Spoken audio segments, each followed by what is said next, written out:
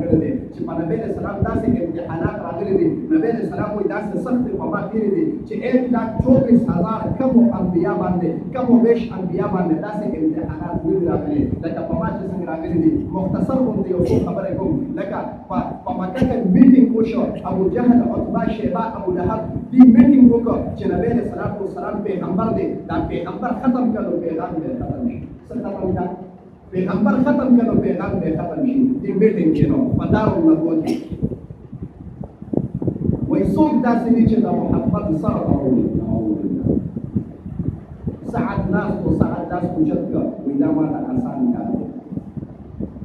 خبره د امتحاناتو نبی علیه السلام باندې امتحانات ډېر زیات راغلي دي. نو د هغې مطابق ورته سفر ملوي شوی دی. د سفر خبره وروسته کوم چې معراج څه ته وایي. عرب سره ملاقات شوی دی. د محبوب د محب او د محبوب په مابین کې چې خلوت و، یوازیوالی په عرش باندې د عبد او د محبت په مابین کې کوم کلام شوی دی، کومې خبرې شوي دي، کوم گفتگو شوی دی، هغه بیا وروسته بیانوم. خبره د امتحان کوم چې امتحان پرې څومره د هغې مطابق ورته بیا فقه ملاویږي. سعد راغی، د نبی علیه السلام مبارک دروازې وټکوله. نبی علیه السلام وایي من فی الباب، دروازه کې څوک دی؟ سعد اواز وکړ، وایي زه به. نبی علیه السلام دروازه پرې وکړه. د دروازې د کولاوېدو سره څادر ورسره لاس کې و، څادر یې ونه مرۍ ته واچو. د آقای نامدار محمد مصطفی مرۍ مبارکې ته څادر واچو، څادر له غوټې ورکړې. د نبی علیه السلام سترګې مبارکې راووتې، رنګ یې تک سور شو.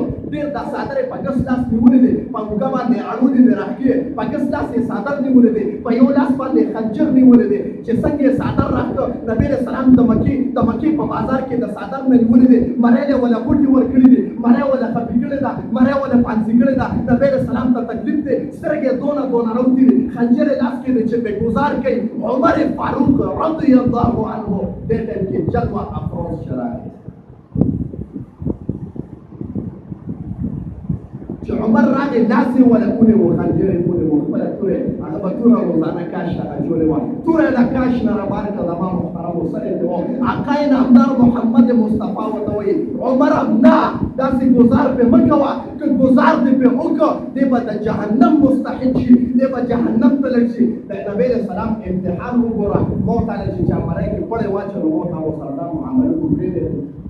دا دې امتحان نبی علیه السلام چاله لارې دي. وایي عمره پرېږده، د دې نه مخکې وله دعوت ورکړه، که چېرې دعوت یې قبول کړه کېدای شي چې د جنت مستحق شي. که دعوت نه قبلوي نو خلق السبیل لار ورته خالي کړه چې دی. سعید ته لار خالي کړه.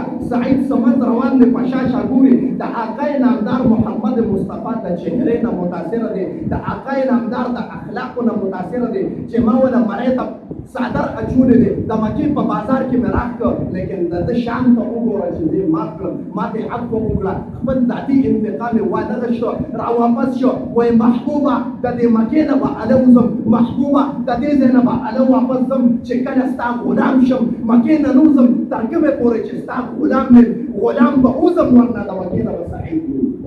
وایي کلمه راته ووایي کلمه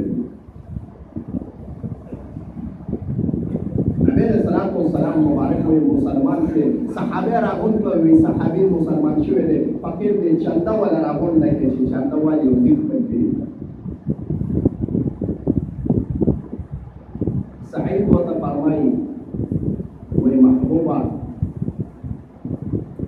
وایي د ځان نه چې کلمه مې ووایي او ستا په غلامۍ کې رالم، ستا په مملوکیت کې رالم، نو اوس مې د خپل ځان نه مه جدا کوه، په خپله مدرسه کې مې داخل کړه. وایي محبوبه مدرسه کې مې داخل کړه. نبی علیه السلام مبارک صاحب مدرسه کې